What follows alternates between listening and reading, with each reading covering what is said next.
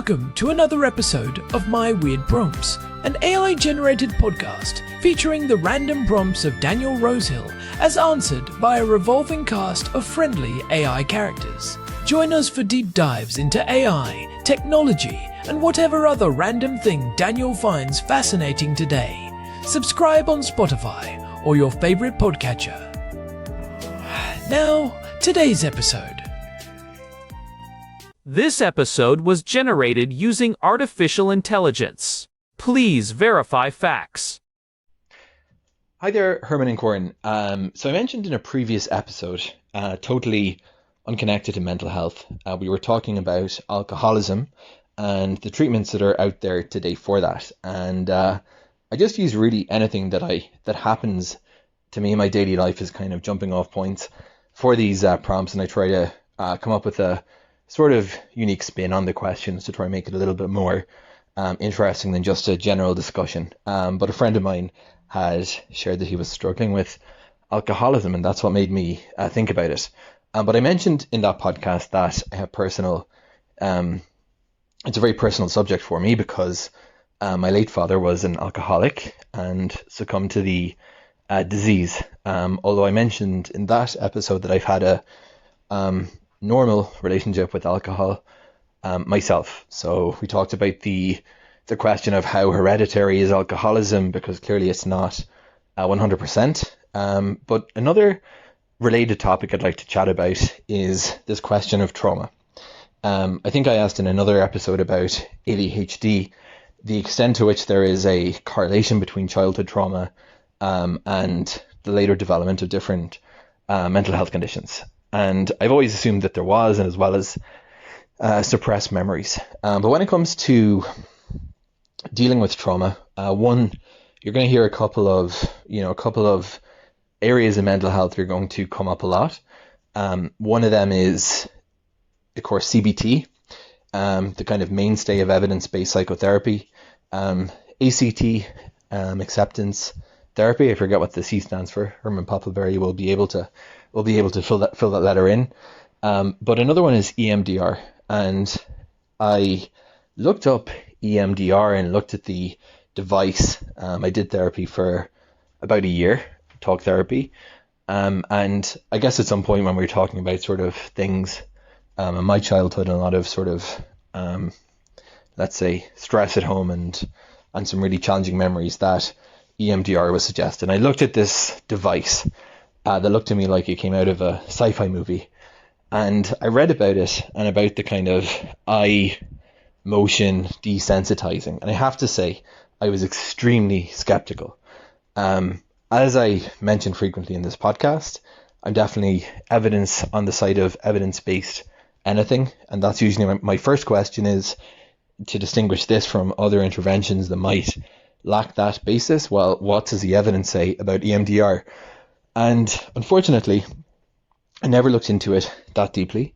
But it remains, I've heard from other people that EMDR there is a good evidentiary basis for it. And I know that there is, specialist practitioners who just do EMDR, and they graduate from EMDR training institutions. So my question, Herman and Corn, I don't want to cast this as an attack on EMDR by any means. I simply want to ask you, as let's say a patient who wants to be informed before spending money and time on any one intervention, what's the evidence really for EMDR? Is it mostly positive? How strong is the evidentiary basis? What is the presumed mechanism of action? Because that's where I kind of get confused about it. It sounds, the eye movements and all that stuff, it sounds quite hard to relate to. And finally, in terms of finding a practitioner, a lot of general talk therapists, psychotherapists offer EMDR, and then there seems to be this world of EMDR specialists. So is it the kind of thing that it's really worth investing in? You want to go to someone that's their whole thing, or can a lot of let's say general psychotherapists have training in this? So how important is that? And finally, when we talk about trauma, and maybe this idea of long-term trauma, which is a little bit more controversial, there's more to treatment than just EMDR. I believe I read the psychedelics have some potential role in explorative work at the moment, but what are the other interventions that have shown promise, particularly for those who might have, let's say, early childhood trauma that is just kind of, they feel it's like stuck with them somehow through their life? Over to you two, Herman and Corn. Hey everyone, welcome back to my weird prompts. I am Corn, and I am sitting here in our living room in Jerusalem with my brother. Herman Poppleberry, at your service. It is good to be here, Corn. We have a heavy one today, but a really important one. Yeah, our housemate Daniel sent this one in, and it is a follow-up to some of the things he has mentioned before regarding his own family history with alcoholism, and how that ripples through life. He is asking about the connection between childhood trauma and mental health, but specifically, he wants us to dive into eye movement desensitization and reprocessing, or EMDR. It is a fascinating topic because EMDR is one of those treatments that, on the surface, looks almost like magic or science fiction. You have got people following a light or a finger with their eyes while recalling their worst memories. It sounds like something from a movie, but the clinical evidence behind it is actually quite robust. Right, and Daniel mentioned he was a bit skeptical when he first saw the device. I think a lot of people feel that way. It does not look like traditional talk therapy where you just sit on a couch and chat. So, before we get into the nuts and bolts of the eye movements, Herman, let us set the stage. How strong is the link between what happens to us as kids and the mental health issues we see in adults? It is incredibly strong, Corn. In the world of psychology, we often talk about the Adverse Childhood Experiences Study, or the ACE study. This was a massive piece of research done in the late 1990s by the Centers for Disease Control and Kaiser Permanente. They surveyed over 17,000 people and found a direct linear relationship between the number of childhood traumas a person experienced and their risk for things like depression, anxiety, substance abuse, and even physical illnesses like heart disease later in life. And when we say trauma, are we just talking about extreme abuse, or is the definition broader than that? It is much broader. The ACE study looked at 10 categories, including physical, emotional, and sexual abuse, but also household dysfunction like having a parent with a mental illness, an incarcerated relative, or a parent struggling with substance abuse, like what Daniel mentioned. The key takeaway is that these experiences are not just sad things that happened in the past. They actually change the architecture of the developing brain through what we call toxic stress. That is the part that fascinates me. We are not just talking about memories, we are talking about biological changes. If your brain is constantly in a state of high alert because your home environment is unpredictable, that amygdala, the alarm center of the brain, gets oversized and hyper-responsive, right? Exactly. And the prefrontal cortex, which is the part of the brain responsible for logical thinking and emotional regulation, can actually have less gray matter density. So, you end up with an adult who has a very sensitive smoke detector in their brain, but a weakened ability to tell if there's actually a fire or just someone burning toast. This is where something like EMDR comes in. It is designed to address those stuck memories that keep the alarm system ringing. Okay, so let us talk about EMDR. It was developed by Francine Shapiro in the late 1980s. The story goes that she was walking in a park, thinking about something upsetting, and noticed that her eyes were moving back and forth rapidly. She realized the distress went away. Now, that sounds almost too simple to be the foundation for a major therapeutic movement. What is the actual theory there? The theory is called the Adaptive Information Processing Model, or AIP. The idea is that our brains are naturally wired to process information and move toward mental health. When something normal happens to you, your brain processes it, files it away in long-term memory, and you learn from it. But when something traumatic happens, that processing system gets overwhelmed. The memory gets stuck in its raw, original form. Like a file that got corrupted while it was being saved. That is a perfect analogy. The memory is stored with the original sights, sounds, smells, and especially the original physical sensations and beliefs. So, 30 years later, something might trigger that memory, and your body reacts as if the trauma is happening right now because the memory was never fully digested or integrated into your life story. EMDR uses what we call bilateral stimulation, usually eye movements, to jumpstart that processing system. This is where Daniel's skepticism comes in, and mine too, honestly. Why does moving your eyes back and forth help you digest a memory? Is it just a distraction? That is actually one of the leading scientific theories. It is called the working memory account. Your working memory has a limited capacity. When you ask a person to hold a vivid, distressing memory in their mind while simultaneously following a therapist's finger or a light bar back and forth, you are taxing the working memory. Because the brain cannot fully hold the intensity of the memory and the task of following the light at the same time, the memory starts to lose its vividness and emotional charge.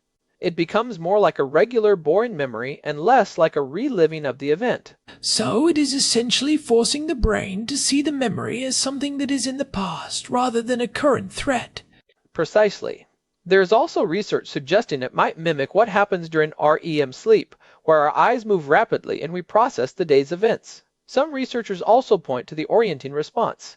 When your eyes track something in the environment, it signals to the brain that you are currently safe in your surroundings, which helps decouple the old fear from the memory. You mentioned the evidence is robust. If we look at the data, how does EMDR stack up against something like cognitive behavioral therapy, which is usually the gold standard? For post-traumatic stress disorder, or PTSD, multiple meta-analyses have shown that EMDR is just as effective as trauma-focused CBT, and it often works faster. In some studies, 80 to 90% of single trauma victims no longer have PTSD after only 3 90-minute sessions. For complex trauma, like what Daniel is asking about with childhood issues that went on for years, it takes longer, but the results are still very impressive. Organizations like the World Health Organization and the American Psychiatric Association have endorsed it as a top-tier treatment for trauma for years now. One thing Daniel asked about was whether to see a specialist or a general therapist who just happened to take an EMDR course. Given that we are in episode 517, and we have talked a lot about the importance of the therapeutic alliance, what do you think the move is here? That is a nuanced question. EMDR training is usually divided into levels. A therapist who has done level 1 and level 2 has the basic tools. But an EMDR certified therapist has gone through much more rigorous supervision, has treated a certain number of cases, and has completed ongoing education. If you are dealing with complex, long-term childhood trauma, I would strongly lean toward a specialist, or at least someone who is EMDR certified and very experienced with complex PTSD. Why is that? Is there a risk if it is done poorly? There is a risk of re-traumatization. If a therapist opens up a very heavy childhood memory and the patient does not have the grounding skills to handle the emotional flood, they can leave the session feeling worse. A specialist is going to spend a lot more time in the preparation phase. They make sure you have a safe place in your mind and a set of internal tools to calm yourself down before they ever start the eye movements. It is not just about the light bar, it is about the container the therapist creates. That makes sense. You do not want to go digging in a minefield if you do not know how to handle the explosives you might find. Now, Daniel also asked about other interventions for long-term trauma, specifically mentioning psychedelics. Since we are in early 2026, the landscape for this has changed quite a bit since the early 2020s. It really has. We are seeing the fruits of years of clinical trials now, MDMA. Assisted therapy is the big one for trauma. Despite some regulatory hurdles back in 2024, the long-term data was so undeniable that it has become a cornerstone for treatment-resistant PTSD. Unlike EMDR, which focuses on taxing the working memory, MDMA seems to work by quieting the amygdala and increasing activity in the prefrontal cortex, while also boosting oxytocin, the bonding hormone. So it creates this window of safety where you can look at the trauma without being overwhelmed by fear. Exactly. It is often described as a year of therapy in a single day. The patient can approach memories that were previously too painful to even touch. But it is important to emphasize that it is the therapy that does the work, not just the drug. It is MDMA-assisted therapy. You have 2 therapists in the room for an 8-hour session, helping you navigate the experience. It is a very intensive process. And what about psilocybin? I know people talk about that a lot for depression, but does it have a role in childhood trauma specifically? Psilocybin is more about neuroplasticity and breaking out of rigid thought patterns. For someone with childhood trauma, they often have very fixed beliefs about themselves, like, I am unlovable or the world is dangerous. Psilocybin can help shake up those neural pathways and allow for a perspective shift. It is like looking at your life from 30,000 feet. You see the patterns, but you are not trapped in them. It sounds like we are entering an era where we have a lot more tools than just talking about our problems. We have EMDR for reprocessing the specific memories, MDMA for creating emotional safety, and psilocybin for changing the overarching narrative. But Herman, what about things that are not pharmacological or high-tech? Daniel asked about other interventions. I am glad you asked, because some of the most effective treatments for childhood trauma are actually very body-focused. There is a saying in this field, the body keeps the score, which is also the title of a very famous book by Bessel van der Kolk. Trauma is not just stored in our thoughts, it is stored in our nervous systems. Right. That is why people get that tight feeling in their chest, or their heart starts racing even if they are not consciously thinking about something bad. Exactly. So, interventions like somatic experiencing or sensory-motor psychotherapy are huge. They focus on tracking physical sensations in the body and helping the nervous system complete the fight-or-flight responses that were frozen during the trauma. Even things like trauma-informed yoga or neurofeedback can be incredibly helpful because they help the person regain a sense of mastery over their own physical state. I think that is such an important point. If you grew up in an environment where you had no control, your body learned that it was not a safe place to be. Learning how to feel safe in your own skin is a massive part of the healing process. It is the foundation.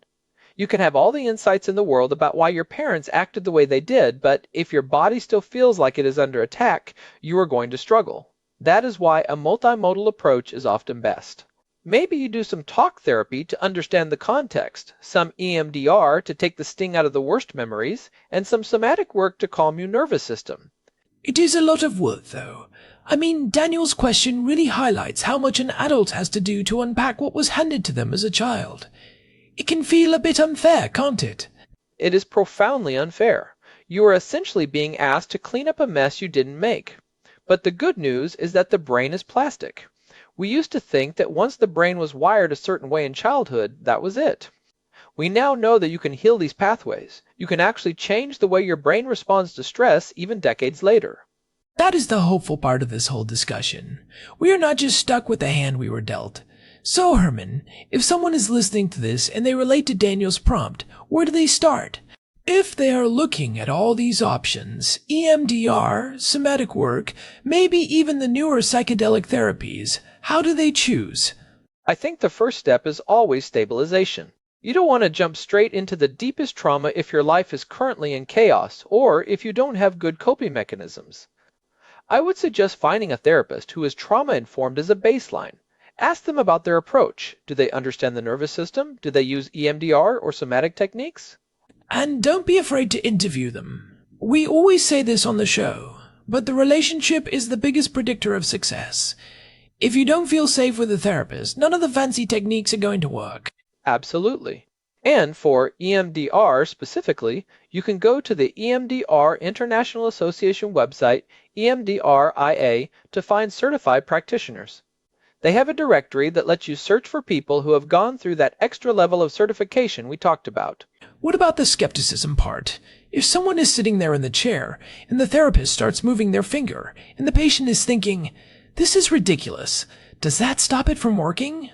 Not necessarily. You don't have to believe in EMDR for it to work. It is a physiological process. However, if you are so skeptical that you are resisting the process or not allowing yourself to focus on the memory, that can be a barrier. Usually, once people start to feel the shift, the skepticism fades. When you realize that a memory that used to make you cry or shake now feels like just a movie you saw a long time ago, it is hard to argue with the results. I like that. It is like physical therapy. You don't have to believe the exercises will work for your knee to get stronger. You just have to do the exercises. Exactly. It is brain physical therapy. We have covered a lot of ground here. We talked about the ACE study and how childhood trauma actually changes the brain. We looked at the mechanics of EMDR and the working memory theory. We touched on the new frontier of MDMA and psilocybin. And we talked about the importance of body-based work. Is there anything else you think Daniel should know?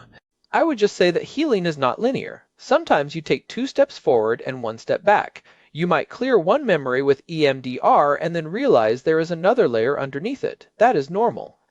The goal isn't to erase your past, it is to make it so that your past doesn't own your present. That is a powerful way to put it, making it so the past doesn't own the present. I think that is what we are all aiming for, whether we have major trauma or just the usual baggage of being human. Well said, Corn. And I think it is great that Daniel is asking these questions. It shows a real commitment to his own well-being and a curiosity about the tools available. Definitely. We are lucky to have him as a housemate. He keeps us on our toes with these prompts.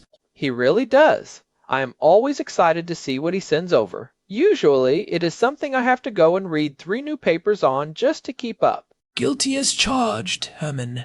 I saw you with those journals yesterday. You are in the zone. I can't help it. The research coming out of the neurobiology of trauma right now is just too good. We are finally getting a handle on how the mind and body interact. Well, I think that is a good place to wrap up the core of this discussion. But before we go, I want to take a second to talk to our listeners. Oh, are we doing the pitch? We are doing the pitch, Herman.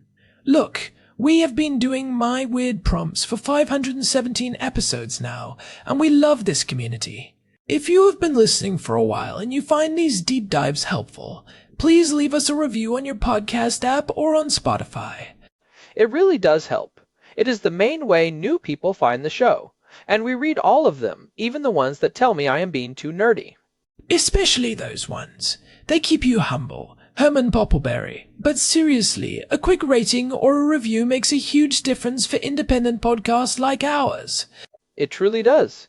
And if you want to get in touch or see our back catalog, you can always go to myweirdprompts.com. We have the full RSS feed there and a contact form if you want to send us your own weird prompts. Just like Daniel does. We love hearing from you all. This has been a really meaningful episode for me, Corn. Thanks for digging into this with me. Anytime, brother. It is what we do. All right, I think that is it for today. Thanks for listening to My Weird Prompts.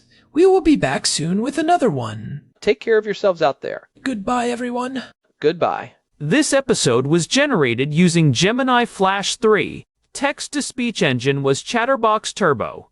Thanks for listening to another episode of My Weird Prompts, an AI-generated podcast featuring Daniel Rosehill's AI prompts, as answered by a revolving cast of friendly AI characters including me, Cornelius the Sloth. Subscribe on Spotify or visit myweirdprompts.com.